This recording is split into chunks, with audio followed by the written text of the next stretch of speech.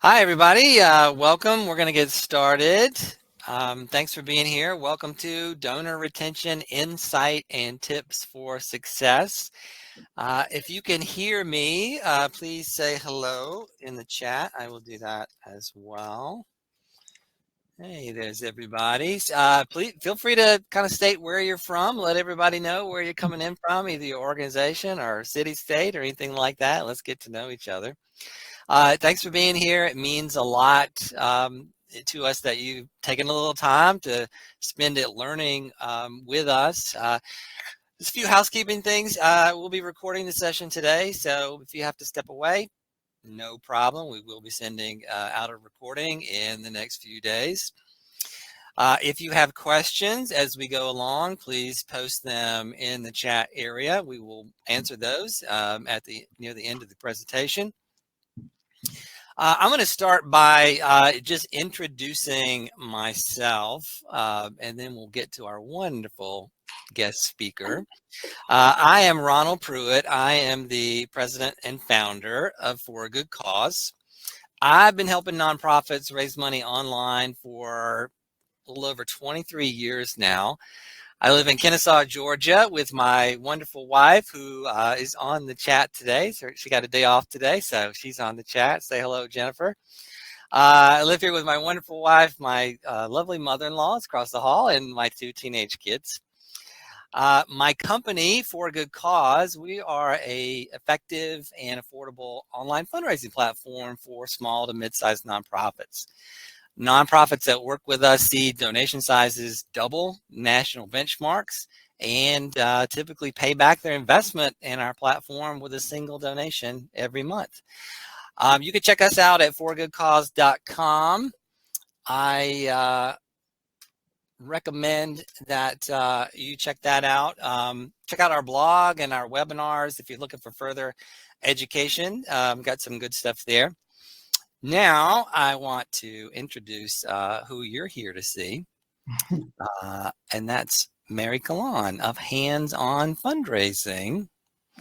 Mary is one of the smartest and kindest, most caring fundraising gurus that I've ever come across. If you follow her online or read her blog, follow her on Twitter, you'll understand exactly what I'm talking about. There's nobody that I would trust more to be teaching us today about the care and feeding of donors. So Mary, we're really excited to have you on today. Everybody's going to learn a lot. Mary, I'm going to turn this over to you. Just let me know when you need to drop a poll or hand out. I know you've got some goodies for everybody. So take it away.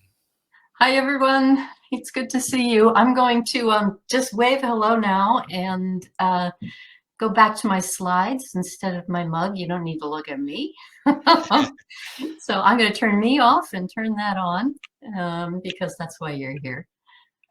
So today we're going to be talking about donor retention. And if you're raising money from individuals, there's probably nothing more important than understanding this. Because the donors you don't keep aren't doing your organization any good, right? So a little bit about me. I promise just a little. I'm the principal of Hands On Fundraising. I think I've been around 7 or 8 years doing that, but altogether more than 30 years in the nonprofit sector. So please don't do the math. Yes, I'm old. And I really do believe that taking good care of your donors is the best way to take good care of your mission. So it matters. And donor retention is at the heart of all of that.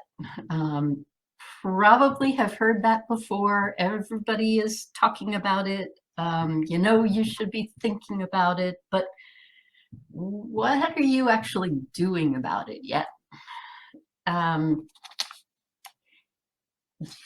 This is why it matters. This number. I was doing some more looking again this morning. It may be that 80% is down to 75%, which is a little bit better from the latest numbers. And given in 2020, looks like it was way up. and retention 21 over 20 down, predicted to be down. So we may end up right back around that number, but the number doesn't really matter as much as just it's big. That's a lot of first-time donors who never come back. And think about the difference. Even a 10% difference in that could make to your bottom line a huge one. It totally adds up. As I said, 10% decrease in attrition is a 200% increase in the lifetime value of your donor base. And we'll talk a little bit about lifetime value later, but it's another, along with donor retention, it's another stat you ought to be tracking. Donor retention, this is not a short-term fix. This is not something that just looking at a number and deciding that this is good or bad is going to do. This is as much a mindset as it is a metric. And here's the other key. If you do any donor acquisition, you know that it's expensive. If you're renting names and mailing, every envelope's costing you a bunch, every package is costing you a bunch. Even if you're attempting to do online or even social acquisition, it's all really expensive. It costs 5 to 7 times more to grab a new donor than it does to keep an old one around. Doesn't mean you shouldn't be doing acquisition. That's a good part of a well-rounded program, but keep the ones you've got and you won't need quite as much acquisition and you won't spend as much money, which means you have more money for your mission. Also, think about this. Donors who stick around, donors you can renew the second year in and even then beyond that, those are the people most likely to become monthly donors and most likely to become legacy donors. They're the ones who are going to stick with you. Once you've shown them why they want to stick around, they're the ones who are going to stay around. So do you know what your donor retention rate is? Are you tracking that? If you know, Ronald is going to throw a poll up there as I'm talking. Just if you know what your retention rate is, throw it in there. Yeah, look over on the right, and you'll see I dropped a poll there. We're getting some answers here. Seems like that's interesting. So far, most people don't know what their rate is. That's, I guess, Mary, you're going to tell us probably that's not surprising. Yeah, it's not, unfortunately. It's a really important metric, like the key metric for you. After you're busy telling your boss what your total bottom line is, this retention number is the other thing that you really, really want to know. So Adrienne Sargent and Jen Shang are at the Institute for Sustainable Philanthropy, a big fancy name, and they deserve it because they are sort of the experts on donor loyalty. Really great scholastic, scholarly work about all of this. Look for the Institute. They've got really fabulous information you want to get used to and dig into. But they identified the drivers of loyalty: satisfaction, identification, trust, and commitment. Keep those in mind as we go through this. We'll talk a little bit about each one of them. So satisfaction could come down to customer service, really. And if you haven't thought about taking care of donors as customer service, you probably want to. In fact, I've often said that if you're going to go into fundraising as a profession, you'd do well to have had some experience in a front-facing customer service job before that, because you're going to need to understand how to deal with people, how to sort of handle tricky situations, how to make sure that you're leaving people happier after interacting with you than before interacting with you. So customer service matters. And here are the things you want to think about. Can they find your staff phone numbers easily? I had a real problem once with a major US charity, and I tried to find the development office. Nowhere to be found on the website. I finally found Googling, found an 800 number for a call center, and they put a message through, but that's not good customer service. You don't want your fundraising staff hiding from the public. If you call, will somebody actually answer the phone? Can someone navigate your website easily? Or is it, think about how that's set up. Is it set up for somebody who doesn't know you all that well, or is it set up for those of you inside who know exactly how everything works? Does everybody, not just fundraising staff, does everyone in your organization feel responsible for building relationships? This is what we talk about when we talk about a culture of philanthropy.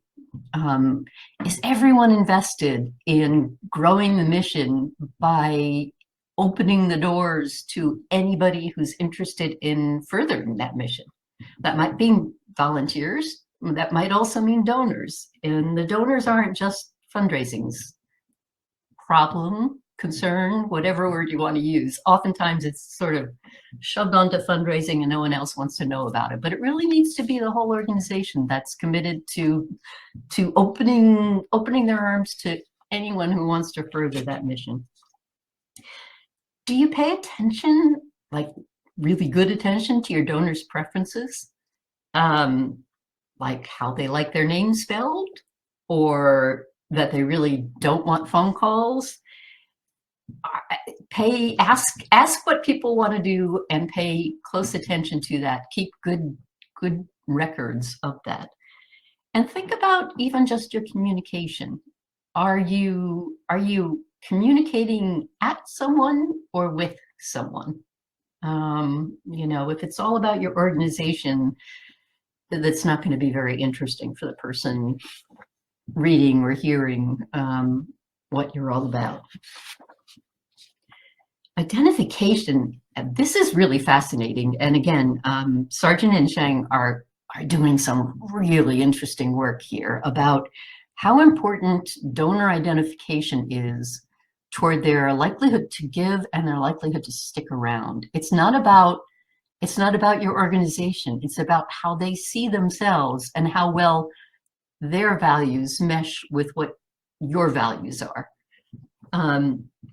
Most donors don't think about the organization per se. They're giving to help people with cancer or the environment. Your organization is a means to their end. But donors stick around when they've interacted with organizations that they think share their values. So are your values clear? Sometimes that means being loud and proud about some things that will divide the world into people who are your donors and people who won't agree with you. And you have to make that decision maybe to be passionately for what you're for. Do you know what your donors' values are? That's the critical question.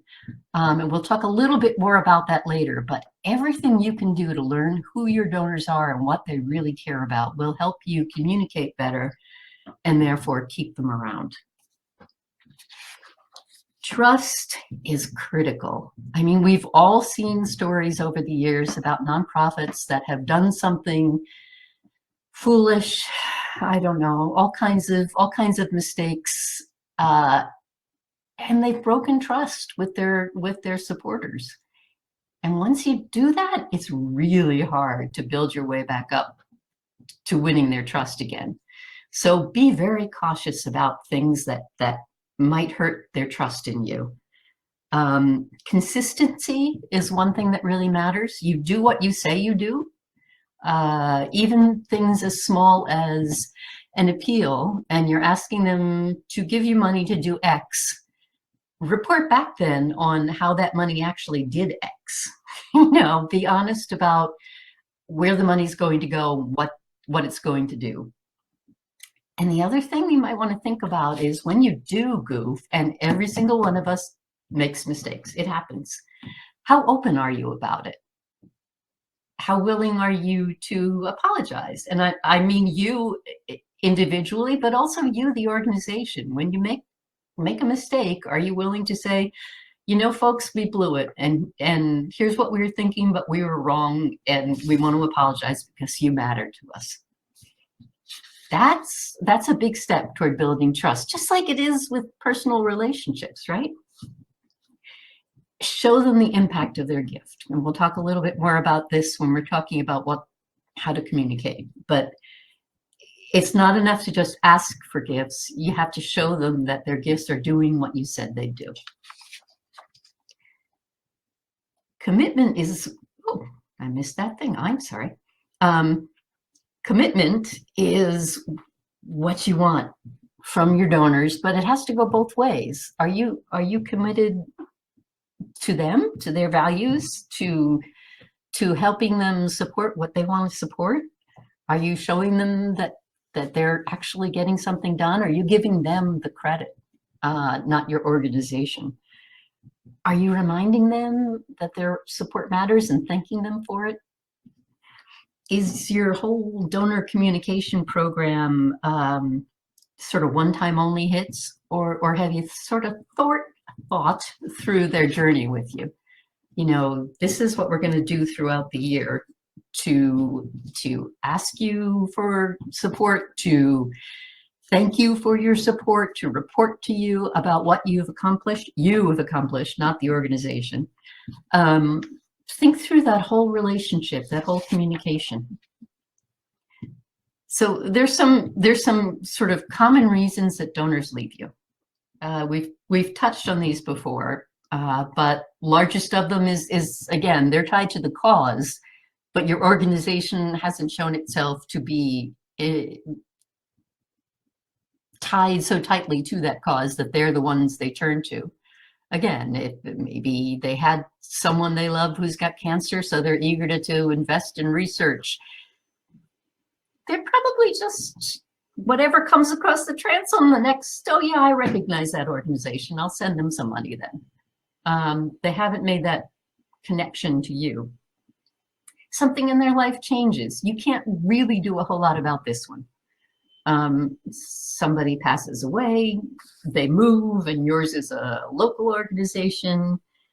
They lose their job and don't have as much income to share through giving. That just underlines planning to keep the donors you can, though. Some donors are just always, for reasons beyond your control, gonna move away, but keep the ones who aren't. And it always just goes back to good, I'll say customer, but good donor experience, good donor customer service. On paper, online, on the phone, every way you connect with them, helping them feel connected to your organization. And their perception of your value to them is closely tied to how they think you feel about them. So how they feel about you mirrors how they feel you feel about them. Do they think they're valued? Do they think that you know who they are?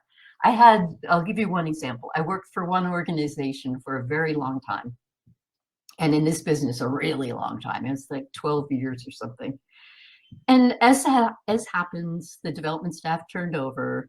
They didn't remember who I am. Somebody went into the database and decided to make my salutation proper and formal. And I started getting letters instead of to Mary, to Ms. Kalan. Suddenly, I went from being part of the family who just had to leave to take care of her kid to a stranger. They thought they were doing the right thing, but if they taken another minute to look at the history in there, they'd see, oh, she's an insider. We want her to keep feeling like she's an insider.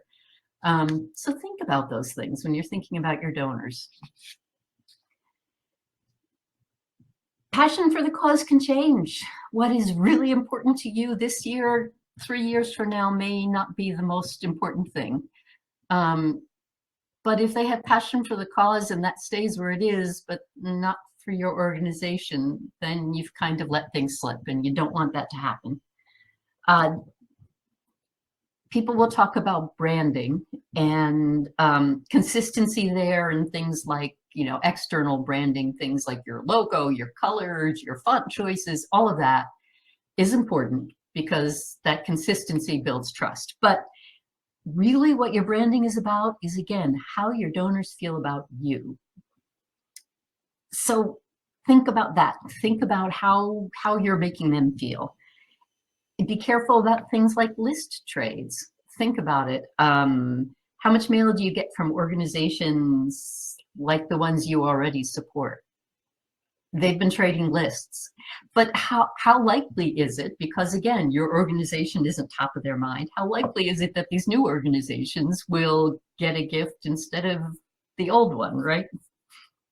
A really donor-centered way to handle that, if you're bold enough, is if you know a donor really cares about a particular cause and it's not your organization's cause, suggest the other organization, an organization that does care about their cause, to them.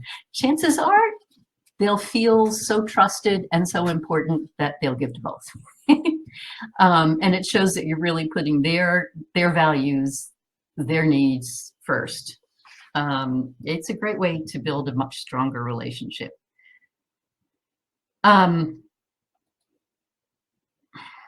Things like a donor passing away, you can't do anything about that. And life does change and priorities do change. But a fabulous way to both build retention and make sure you're looked after even once a donor leaves us is not to forget about asking for legacy gifts. It is a huge commitment, but you will never get that kind of huge commitment unless you ask for it. So build that into your regular donor communication cycle. Put a little box in your newsletter. Make a special ask for that. Focus on those kinds of big commitment gifts. You know, somebody isn't going to marry you unless you ask, right? Somebody isn't going to decide to make a gift in their will unless you ask. Also make room for things like memorial and tribute gifts. Make sure, you'd be amazed how many donors who aren't in the biz here think if they don't see something about it on your website or in your materials that it's not a possibility. And if it is, make sure they know it. So do you know how your donors feel about you? Do you show them that you care about them? Good customer service, attention, asking questions, and honestly wanting the answers. Do they feel like insiders?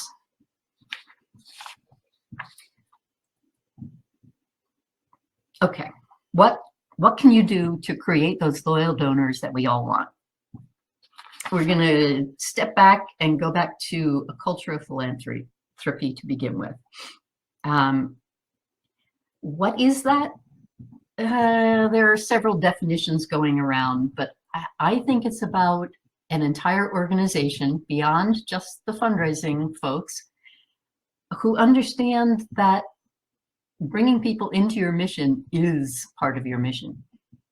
There's some talk in our circles about things like donor dominance and that kind of thing. I'm talking about appreciation, kindness, the kinds of things every human being ought to be sharing with other human beings, right?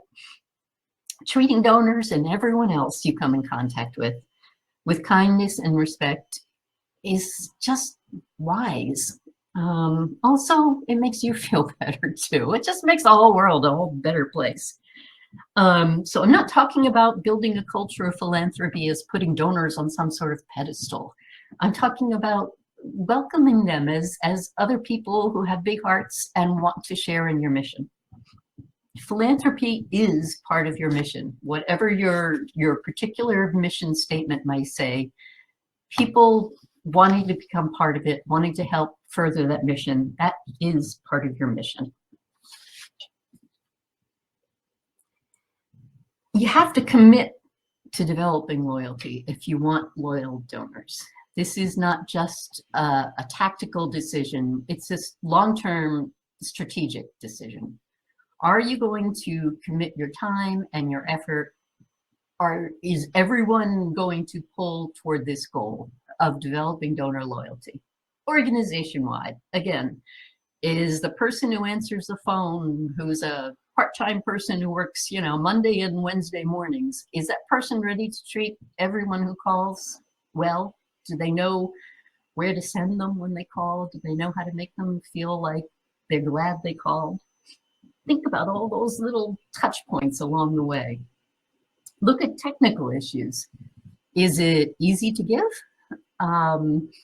Does your website make it clear that you need support and for exactly what? Is your online presence and messaging coordinated? So does your homepage reflect the appeal you just sent out? That builds trust and makes people feel more loyal. Are your communications donor focused or organization focused? I think about it as what you don't want are the we communications. You can't brag your way into a gift. That does nothing for the people you're asking. It doesn't do anything to move them toward giving. It just makes the people inside feel good, and that's not really the job that you need to take on. Donors want to know how they can change something, improve something, continue something wonderful. How they can, feed someone, educate someone, heal someone, inspire someone. Don't push yourself and your organization between donors and what they want to do. So if they want to feed someone, don't ask them to help your organization feed someone. Ask them to feed someone, and they can do that by making a gift to your organization. Commit to this cycle. Every single appeal, every single gift that comes in gets thanked right away, as personally and as warmly as possible. And yes, even a tiny shop can do this. I've been the solo fundraiser, and I have written notes on every thank you letter. Here's your trick. Every time you write an appeal, you don't just write an appeal. You write an appeal and a thank you letter that goes with that appeal. And then you have it all set up so as gifts come in, they get a thank you that's warm and exactly on the same topic. So if you were asking people to feed people in this part of your community and that's exactly what they gave to, then you can thank them for exactly that. It's not that hard. Merge fields are your friend. Don't make the thanks formal and stuffy. Make the thanks warm, like your kindly older neighbor, and she sent you cookies and you're calling to say thank you. You wouldn't say, on behalf of my household. Make it personal and warm, and that's the goal for all of your communications. Person to person, human being to human being. A couple of other little tips to make thank you letters feel even more warm and personal, even when it's just you and you're totally overworked. You want a hand-signed letter? Sure. Get the executive director, CEO, whoever, get that director to give you a signature, and you can turn that into a graphic easily by using a copier and some freebie software.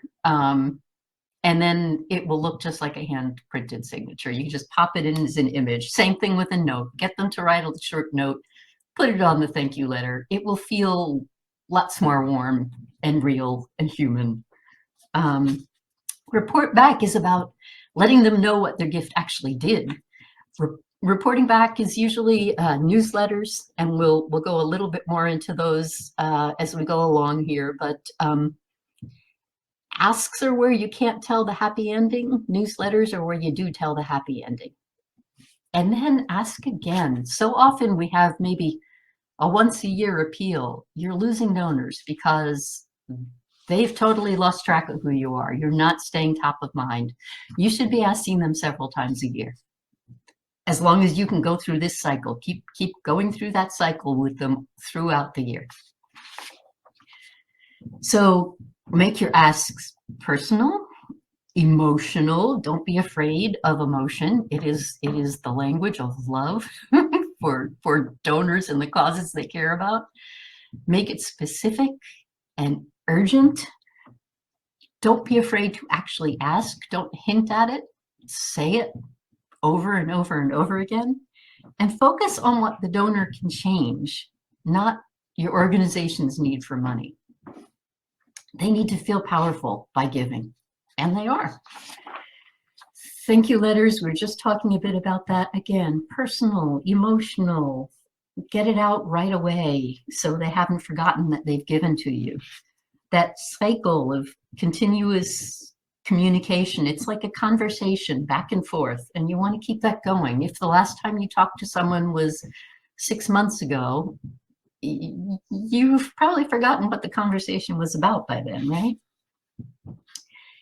It feels kind of counterintuitive, but if all of your focus is on the money instead of the relationship, you're going to raise less money.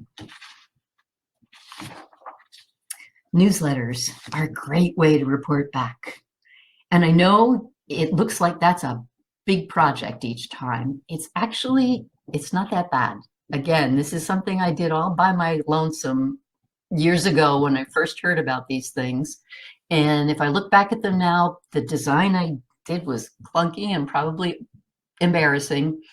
But the donors for this organization had never heard back like this. And they loved it. They loved hearing that they'd really made a difference in actual human beings' lives. It was really meaningful to them.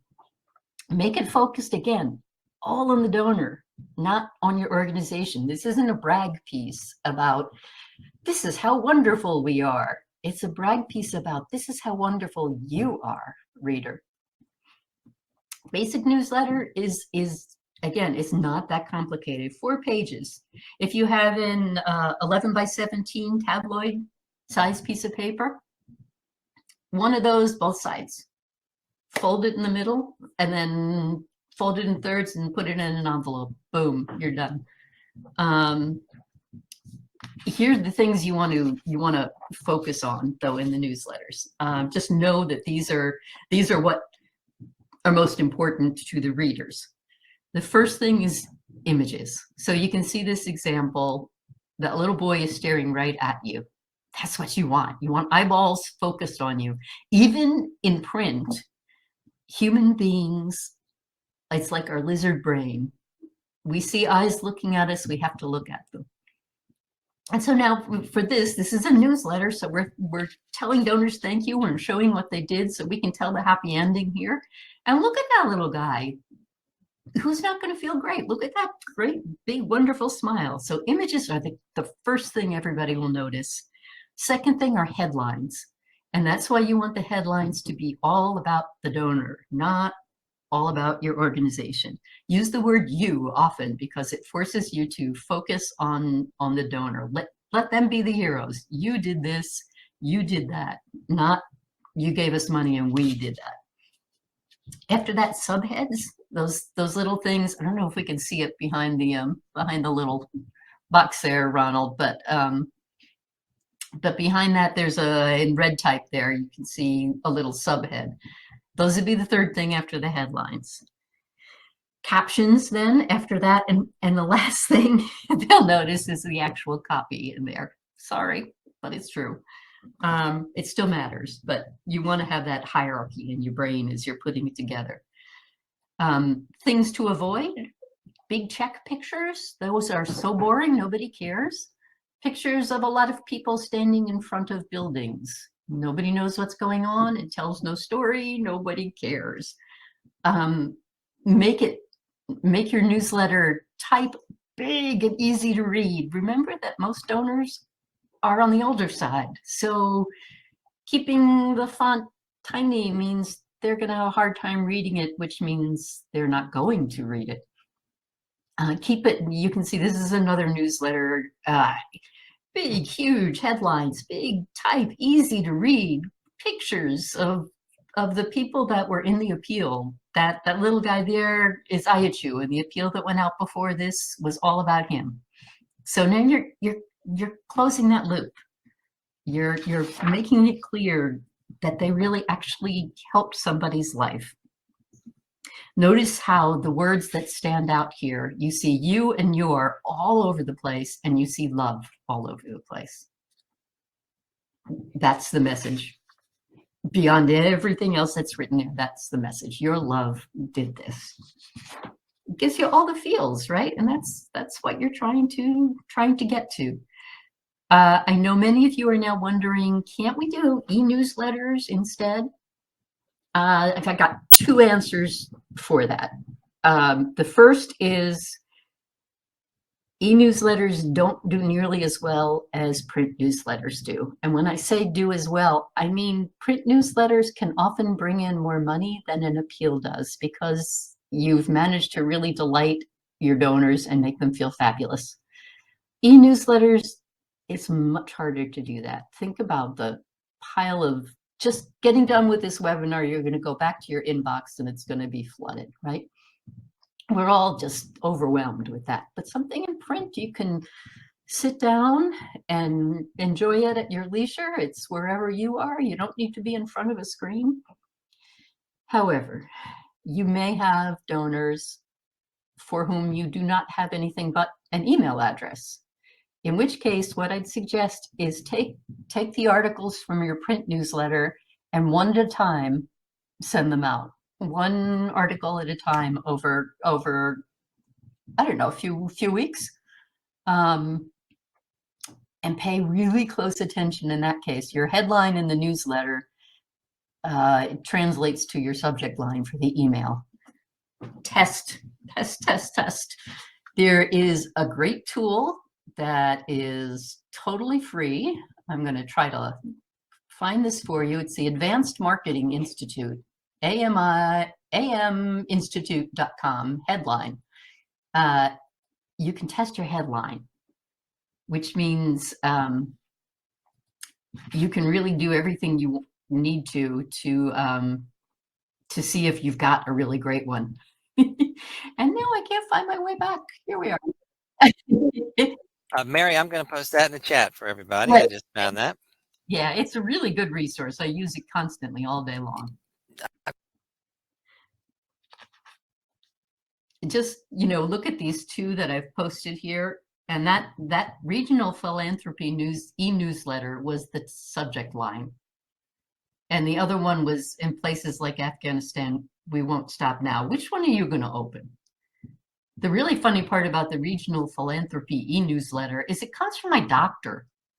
Like, what? Yeah, they're all owned by these big conglomerates that have decided they're nonprofits, but regional philanthropy e-newsletter? Why would I want to bother with that, right? Think about your subject line. Getting to know your donors is really important. And again, Adrienne Sargent and Jen Shang, their name just went in my head there for a minute, are doing really great work on donor identification and on donor surveys to learn more about your donors. These are not quantitative surveys like how old you are and where do you live kind of questions. These are qualitative surveys to find out what a donor's hello, itchy finger, to find out what a donor's values are. We want to be seen as individuals. We're not just another name on your database. So take every chance you have when you're speaking to a donor to find out what matters to them. My favorite first question is, maybe you're standing at an event and there's those awkward moments when you're meeting a new donor for the first time. What moved you to give to us in the first place? What moved you to make your first gift to us? And then just listen, keep your mouth closed and let your ears do the work. And most donors will be thrilled to have a chance to tell you about what they love about your organization. What could be better than finding that out? Offer people an opportunity to get involved beyond their checkbook. Volunteers are apt to be more loyal donors, and oftentimes we don't think about asking them to give because they're already being so generous with their time.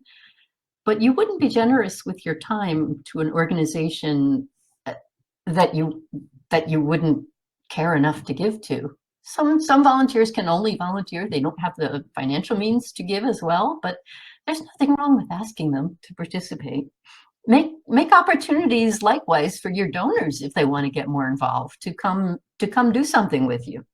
One of my favorite things was to recognize our monthly donors with just a little casual event that they were all invited to. And then I kind of got out of the way and they got to know each other. And there's all these people in the room who've all made it a commitment to giving monthly. And they're getting to know each other. Now they have relationships with each other that only strengthen their relationship to the organization. It was sort of a win-win-win all the way around. What you measure is what you do. So all of this warm and fuzzy stuff is great, but then you have to go back to your data and make sure you are making donor loyalty, donor retention, a key metric that you follow. If your system does not do that automatically for you, then find a way to take care of it yourself. Again, way back in the Stone Age, I used an Excel spreadsheet to follow that, at least for the overall numbers. And I could look at it year on year for the whole, for all of my donors. But if you can follow it donor by donor, all the better. And if you can start looking at people when they've lapsed and work to get them back at that point, rather, right away, rather than 3 years later, all the more likely that you'll get them back as a donor. Again, we're thinking in terms of our fiscal years, but donors don't remember when the last time they gave you a gift. Well, most don't. I had one organization where donors were uncannily good at remembering exactly when their last gift was. The kind of people you'd always get something on October 15th every year from them. But for the most part, donors don't think that way. And so make sure you think that way for them. You're tracking what they're doing and do what you need to do to pull them back into the fold. So we've been talking about donor retention as a metric to look at, but also think about lifetime value. And this will be a great number if you can calculate it to show to the powers that be at your organization when they're wondering why this is so important. You want to see the trends as they're happening, not wait until way after they've happened and you can't do anything to it, right? So if you don't have a database, maybe you should think about getting one that does that. But if you can't do that, then make sure you track it. Run lists of people who are lapsing or have lapsed by X amount of time, a year, 6 months, whatever your usual pattern is, and send them a special communication. For some organizations, they've been successful even being right open about it, and saying, hey, we missed you. We noticed you usually give to us every year and we didn't receive a gift last year. Don't make them feel guilty, but let them know that you noticed. So retention is a key metric, and we've been talking a bit about that. You probably want to look at both donors and dollars, but if you have to preference one, focus on donors who have not come back. The dollars do matter, but count unique donors from last year. Count how many gave again this year. That's pretty simple. Divide returning donors by the original donors. So if you're looking at 21 and 20, right? You have your 20 donors and how many of them gave again in 21. There you have your retention percent, right? You can keep going. You can look at 2-year retention, 3-year, 5-year. All of those numbers are really important and informative. And as you get used to working with that metric, you'll start seeing patterns that will help you get in front of things that are happening. Lifetime value is the other really key metric. And there is a way to calculate it that involves all kinds of Greek letters that I don't understand. So let's just simplify it to this. So your attrition rate is the opposite of your retention rate, right? If your retention rate is 60%, your attrition rate is 40. Divide that into your average annual donation. So if your average gift last year was $100 and your attrition rate is, I'm not going to do the math, I'm an English major, but you divide the attrition rate into your average donation. And that will show you in a big picture way your lifetime value. Do that for every donor. And again, it's just math. You can stick it in an Excel spreadsheet and dump your list in there if you don't have this built in. It will start showing you the lifetime value of their giving. Somebody who you might consider a smaller donor, maybe it's that sweet older lady who sends you $10 every year. But if she's been giving every year for 20 years, that starts to mean something. And if she's been giving every year for 20 years and you've asked her to consider a gift in her will and she's let you know she did that, then it could be a whole nother ballgame, right? So keep track of that lifetime value. And that's when you go to your boss who's saying, why are you spending all this time on that? And you say, look at this. This is the lifetime value of our donor base right now. If we keep more of them around, if we fix that attrition rate and make it lower, the lifetime value of our donor base goes up substantially. Ask for the second gift soon. We touched on this before, but so often we feel intimidated maybe or a little nervous about asking again, but it's a conversation. As long as you thank them, as long as you've reported back, and even if that report back is a letter, that's fine too. If you can't manage a newsletter, you can't. But make sure you let them know that what they did, what they gave, made a difference. Ask for a second gift, especially after a donor's first gift, because again, you're going to fall right out of sight and out of mind for them. So make sure that doesn't happen by asking again after they've given. Thank them really well, let them know that they helped, then ask them to give again. One great tool for keeping new donors is, again, it's all about attention, right? So after they've given their first gift, send them a little welcome pack. It doesn't have to be fancy. It doesn't have to be stuffed full of gifts and toys and food or whatever. It just needs to say, we noticed you're new and we're so glad you're part of our cause now. You can make it fancy if you want to, go for it, but you don't need to. So a welcome pack would be a letter, warmly thanking them for giving. It can be your thank you letter, although you probably could send a nice, just a thank you, and then shortly after that, send a welcome pack. Again, those touch points, right? Now they're remembering who you are.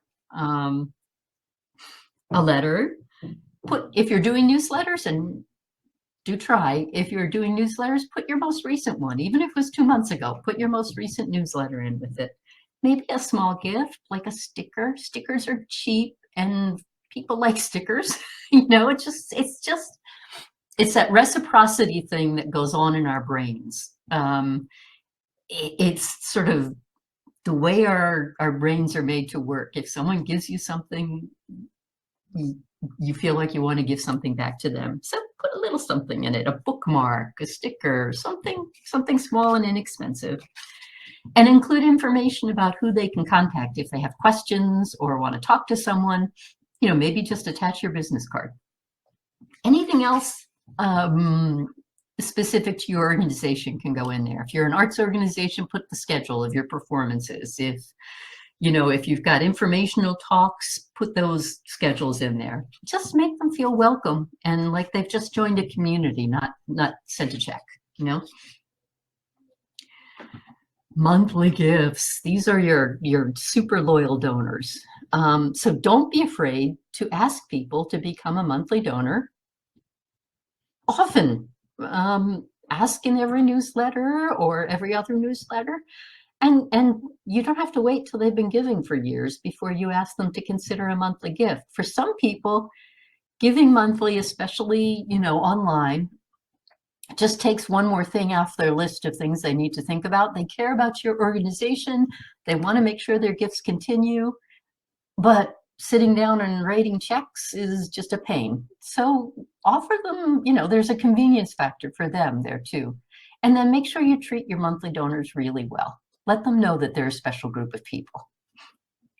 Take every opportunity you can to thank them for that. Again, that idea that I threw out there about having someday in the post-COVID world, when we can actually see people face to face again, having a casual little event to introduce monthly donors to one another could be really good for your organization. Talk to and listen to your donors. Ask them what they think about things. Ask them about all kinds of aspects of your mission. Donor surveys can be terrific things. I haven't done sort of the identification kind of survey that Sargent and Sheng are sort of perfecting, but even just basic questions about what matters to you and why did you give, and it can be a wonderful way for donors to share who they are and a great way for you to capture that information and understand better how to talk to them in the future. Even if you just pick up the phone and thank people, new first-time donors for giving, you probably, okay, in this day and age, you'll probably just leave a message, but just knowing that somebody actually, there's a real human on the other end of the line who notices their existence can make a big difference to people.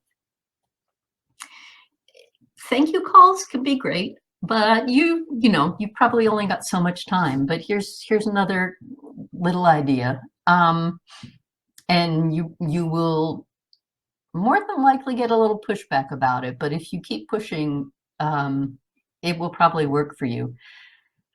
Try a board thankathon, so that you're not calling to ask anybody for anything, but the board gets together, make sure there's food. You always have to feed people, even if it's pizza, especially if it's pizza, better. Get them together and have them just call donors and thank them. They'll all be like, oh, do we have to? And then they'll do it, and you'll see the donors being thrilled, but then you'll also watch the people who made the calls leave the room sort of on cloud nine, because they're getting feedback back from donors about how terrific the organization is, and they've already committed as board members. They know how terrific it is, and now they're feeling great because they made a smart choice, and it's just love going back and forth each way. If you do this, create call sheets for them so they can scribble down notes on the donors, and then you'll be able to take advantage of the good information you're getting back. Oh, Mrs. Smith says she really loves this particular program. It matters so much to her. That kind of stuff is just golden information for you. Give it a try. See, even if you have 6 people sitting in a room doing that one night, it can go a long way on both sides. Increase the commitment of your board members to what you're doing and of the people that they call. There's all kinds of online survey information. There's online after interactions, like just after someone gives, you can ask them for some information about how the process worked for them. You can ask them via surveys online about things like customer service. Was it easy to give, and how did you feel about this? Your interactions with us. You can find all kinds of touch points along the way to ask for information back from donors. Just make sure you make it really easy for them. Don't make them do all the hard work. I did, as I said, a clumsy survey again many years ago. And again, the donors to this organization were so happy to be asked about things like this that they sent money back with the envelope that their printed survey came back with. I mean, they loved wanting someone to listen to them. So here's a copy of that clunky old survey. I promised you the design was nothing that you want to jump up and down about, but and you can see it was a long time ago. I borrowed this whole idea from Jonathan Grapsis of what is the name of his company now? Oh my gosh, I will find it and we'll get it back out to you. But this is a long time ago, and surveys have probably improved. But this simple little survey brought us all kinds of great information. And as I said, the donors loved being asked. It was so much fun. Just make sure you don't ask for everything. Keep it short enough. Don't make them do too much work. It can get really sophisticated, but even keep it simple and ask them, what matters to you. None of this happens and makes anything really work for you if you keep bad data or don't keep enough data. Make keeping track of all of this really a key. You want those two metrics at the least. What's your retention rate? What's your lifetime value of your database? What you do, what you measure is what's going to matter. So keep your data and keep it well. Even some bad data in there, and it can pollute the whole thing, right? And finally, I want to encourage you to communicate on donors' terms. Focus less on what you want to say and more on what they want to know or what they want to hear. It's a mindset switch. This isn't push kind of selling. This is pull kind of selling. How about how they want to be contacted? Don't call me. Like, personally, I don't want to get calls from organizations, and I love getting mail. That'd be a good thing to know if I was one of your donors, right? Maybe there's another donor who would much prefer an email, or they like getting phone calls. So you want to know those kind of little things. How about privacy? What are your privacy rules, and do donors understand that? How like list trades. If you're going to trade your list, your donors know you're going to trade their list. You're really just keeping that information in trust. It's not really yours to sell, right? If you're good about privacy, let your donors know that. It's important for them. Show them you care about them more than their money. I had a really smart friend once say, chase donors, not dollars. So chase those relationships and the money will follow. If you want donors to be loyal, you have to show you're worthy. So be a trustworthy organization. Do what you say you're going to do. Admit mistakes when you make them. Let donors know what their gifts are doing. Be consistent with your language, with your look, with your messaging. Share the wins and give them the credit. You don't need the credit. You need the funding, right? Let them know what they made happen. Think about letting them know outcomes, but not making it all about your process. They don't care about your process. As long as the job gets done, they care about what happened because of it. Whose life is better? Whose life was saved? What cleanup in the environment made a difference? Not your fabulous new way of doing all these things. That's not interesting. And be transparent. Are donors able to see your financials? Are you sharing them in an annual report? Are they on your website, even in a simplified way? That's probably smart. That's a way to build trust. Here's, I'm sure you've all heard of Charity Water. They have sensors in all their surf water projects, so you can track what's going on anywhere around the world where they are. That's probably way beyond most organizations' abilities, but think about how you can show donors that their gifts are making a difference. So measure it, track it, good customer service, ask for feedback, express gratitude at every opportunity. You can't do it too much. Focus your communications on donors, not on your organization, and communicate enough. Chances are you're communicating less than you should be. Make sure you ask for monthly gifts and bequests because those are much more loyal donors, and get to know your donors. They've got so many choices out there, unlimited choices to give. You're replaceable unless you do everything you can do to make sure you become their charity. They're not your donors. You want them to think about you as their charity. So do we have any questions? I'm gonna feed you a couple questions. Yes, Mary. And let me just say, that was absolutely wonderful. I feel better when I listen to you. I can feel it's just all about it's I'm really thinking about the golden rule. You want to treat donors the way you would want to be treated. It's all about kindness and caring is so much. This is awesome. Absolutely awesome. I know we are up against our time here, so I do want to post it. I want to get in a couple questions. While I'm looking through the questions, I also want to drop. I know you had a handout. This fundraising appeal checklist. I'm going to drop that on the right. You'll see that under the handouts. Please download that. It's a great resource from Mary. Mary, we've got a question from Kendall. Hi, Kendall. Our longtime executive director recently retired, and we know we might lose donors who were close to her. What is your advice on how we might be able to keep those who gave to our foundation really simply because they were her friends? Yeah. Well, I think the first thing I would do in your spot is have that leaving executive director write a lovely warm letter to all of your donors explaining that she's leaving and asking right out there, asking them to continue giving to your cause, to continue keeping the work going by continuing their support. And then when your new person arrives, have them send an introductory letter, very warm, very personal, just thanking them for, be a little assumptive, thanking them for continuing their support of the organization. It can be done.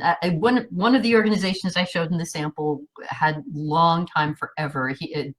People gave to the organization because of the ED. He was known throughout the community for this cause. But when his replacement came in, they're doing just great. They're doing very well because they had a good handoff, and donors were involved all the way along. They knew what was happening. That's perfect. That's perfect. Question from Kathy. Where do I start to bridge the gap of lapsed donors? I mean, maybe you're a small organization, you're just seeing a lot of these techniques for the first time, but donors have lapsed. What's that first thing you can do to get them back? Ask them to give again. Seriously, you may have to at some point make a cutoff. You can't just keep giving to everybody. If they haven't given in 5 years, you may find that that's just not, they go back into your acquisition list, or maybe 3 years for your organization, but ask them again to give. You can even let them know that it's been a while and you missed them, and give them some opportunities to get back in the fold. Treat them really warm and like part of the family, but ask them to give again. Right. And right. yeah, at some point you have to kind of put them back in the cold list, but give them a good try before you do that. Sure. One thing that comes up a lot here at For Good Cause, I get questions about this sometimes is, our clients are doing a lot of peer-to-peer fundraising, and you're oftentimes getting a friend of a supporter, the grandma and grandpa of someone who's fundraising for you. How do you get that donor into your fold full time? Well, hopefully you have their information. I know some of the Facebook fundraisers, you Oh, don't that's really own your data, and that's not good. Um, but let's assume that you got the information. Make that thank you letter and that welcome package the most lovely, personal, warm, cozy thing ever. Make it something that stands out for them. Make the envelope a different color, make everything about it warm and cozy.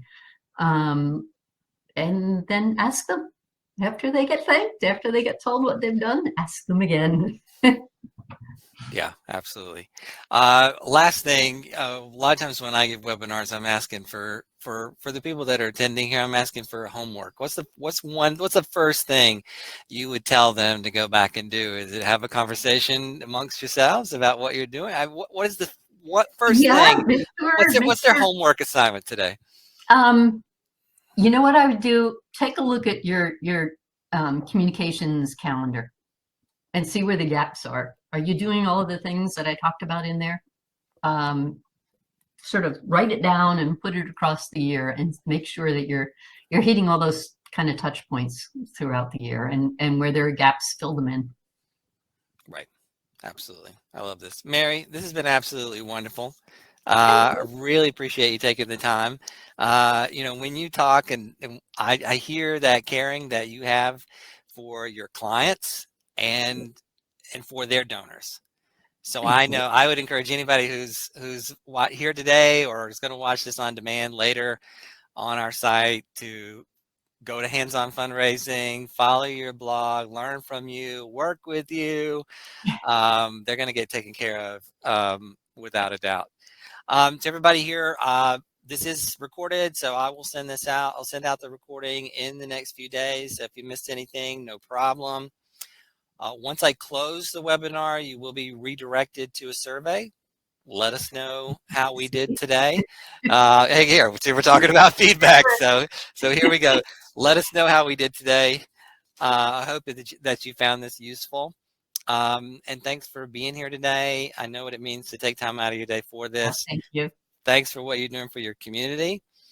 I hope to see you next month at next month's webinar. I'll be discussing monthly giving with Erica Wasdorp. So Ooh, don't miss that one. She's great at that. Yes. Yes, you want to see that. appreciate the endorsement there, Mary.